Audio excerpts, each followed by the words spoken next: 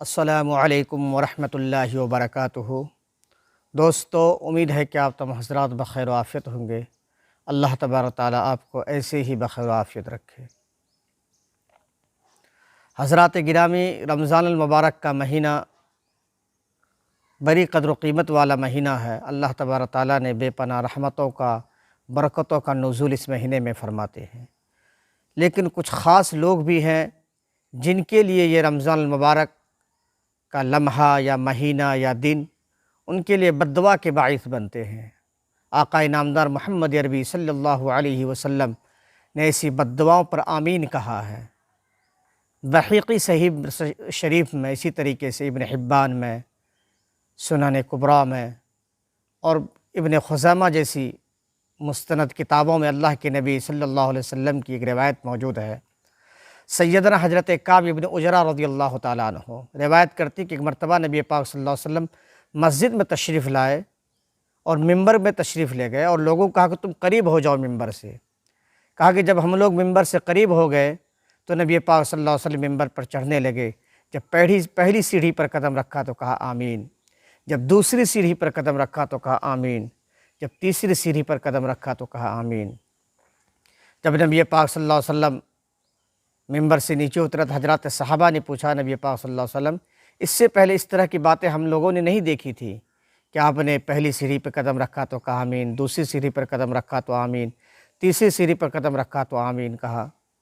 اللہ کے نبی صلی اللہ علیہ وسلم فرماتے ہیں کہ اس وقت میرے پاس جبریل علیہ السلام آئے تھے اور 3 بد دعائیں دے کر گئے۔ جب میں نے پہلی سیڑھی پر قدم رکھا تو جبریل علیہ السلام نے کہا بربادی اس شخص کے لیے جو رمضان المبارک کا مہینہ پائے۔ غور سے سنیے دوستو، رمضان المبارک کا مہینہ پائے اور اپنے آپ کو گناہوں سے بخشوا کر جنت کا مستحق نہ بنائے، جنت کا حقدار نہ بنائے، ایسے شخص کے لیے بربادی ہے۔ جب جبریل علیہ السلام نے یہ باتیں کہی تو میں نے کہا آمین۔ اسی طریقے سے جب دوسری سیڑھی پر قدم رکھا تو جبریل علیہ السلام نے کہا کہ بربادی ہو اس شخص کے لیے بتائے کہ جو نبی پاک صلی اللہ علیہ وسلم کا نام ان کے سامنے لیا جائے اور ان پر درود نہ بھیجے۔ جب تیسری سیڑھی پر قدم رکھا تو کہا آمین۔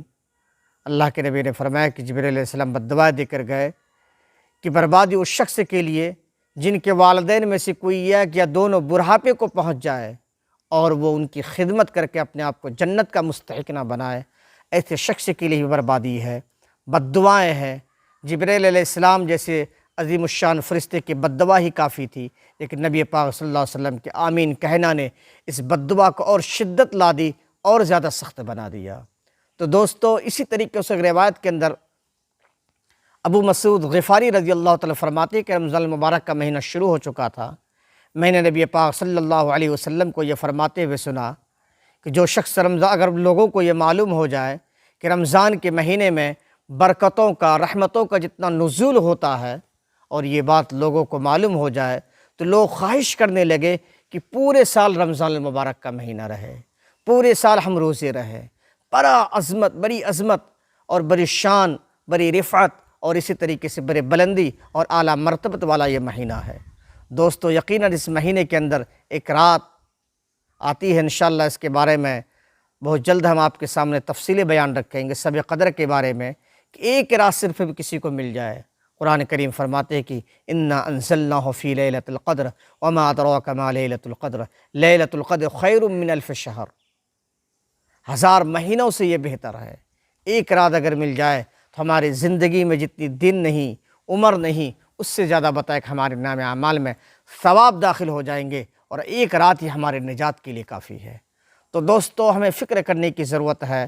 رمضان المبارک کی ناقدری کرنے والوں کے بارے میں اللہ کے نبی نے بد دعائیں دی ہے، تباہی کی، بربادی کی، اس لیے اس مہینے کی ہم قدر کریں۔ اللہ تبارک تعالیٰ اس مہینے کی ہم سب کو قدردانی نصیب کرے اور راہ راست پہ چلائے، اور اللہ تبارک تعالیٰ رمضان المبارک کو روزہ خلوص للہیت کے ساتھ رکھنے کی توفیق عطا فرمائیے۔ چلیے ہمیں اجازت دیجیے، جو حضرات ہمارے چینل میں نئے ہیں ان سے درخواست ہے کہ وہ چینل کو سبسکرائب ضرور کریں تاکہ ہم دینی، اسلامی، تحریکی، اسی طریقے سے خوبصورت احادیث آپ حضرات کے سامنے ہم پہنچا سکیں اور زیادہ سے زیادہ لوگوں تک ہماری بات پہنچے۔ اس کے لیے آپ حضرات سے درخواست ہے کہ چینل کو سبسکرائب کریں۔ شکریہ، جزاک اللہ۔